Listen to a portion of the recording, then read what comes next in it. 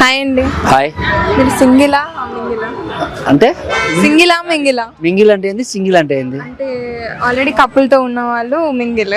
బాప్రే అవన్నీ వద్దు, నీకు కావాల్సిన ఏదో అడుగు. ఇప్పుడు అయన్నొద్దు, పాయింట్కి రా.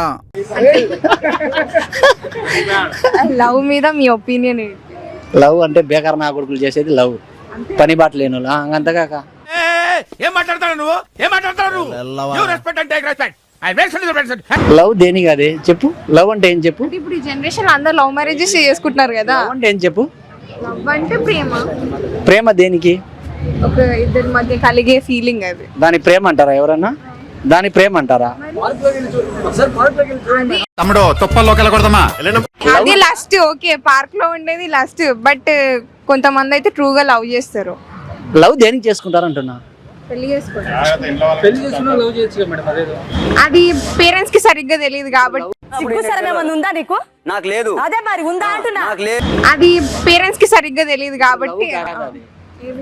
లవ్ కాదు ఇప్పుడు ఉండేది లవ్ కాదు. కొంతమంది అయితే ట్రూగా లవ్ చేస్తారు కదండి, అలాంటి వాళ్ళ గురించి. చాలా తప్పు. అది లవ్ అంటే అది లవ్ కానే కాదు, అది కాదు. ఓకే అండి. లవ్ అంటే ఏంది? లవ్ అంటే దేనికి లవ్ చేసుకుంటారు? పెళ్లి చేసుకోవడానికి. ఇంకా దేనికి లవ్? పెళ్లి చేసుకోవడానికి ఒకటేనా లవ్ అంటే? ఇది చాలా టూ మచ్ గా మాట్లాడుతున్నాను. ఓకే ఓకే సరే, లవ్ గురించి పక్కకు పెడితే అరేంజ్ మ్యారేజ్ బెస్టా, లవ్ మ్యారేజ్ బెస్టా? Arrange marriage best. ఎందుకు అరేంజ్డ్? అరేంజ్ మ్యారేజ్ లో ఏముంటది, లవ్ మ్యారేజ్ లో ఏముంటది? లవ్ మ్యారేజ్ చేసుకున్నామనుకో, ఆ అమ్మాయికి సినిమాకి తీసుకపో, పబ్బుకి తీసుకుపోలేదనుకో, నానా రకాలు ఉంటుంది. అదే అరేంజ్ మ్యారేజ్ లో కూడా ఉంటది కదా. ఎవడు అప్పుడు మెట్టుతో కొడతారు. అంటే అప్పటి వరకు మనం ఇలాంటి ఒక మహానుభావున్న దూరంగా పెట్టింది అని ఒక్కసారి ఆ అమ్మాయి లెగుస్తుందండి. అర్థమైనా? పబ్బుకి తీసుకపో, ఈడికి తీసుకపో, ఆడికి తీసుకపో అంటే ఇంట్లో ఖాళీకి కూర్చోవాలి తను. మరి అంతగా బోకులు కడుక్కోవాలా? ఆడవాళ్ళకి ఏం పని ఉంటుంది?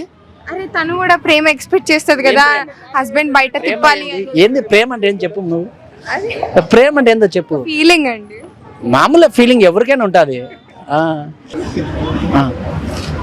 ఏమడగడు. చచ్చిపోతున్నా.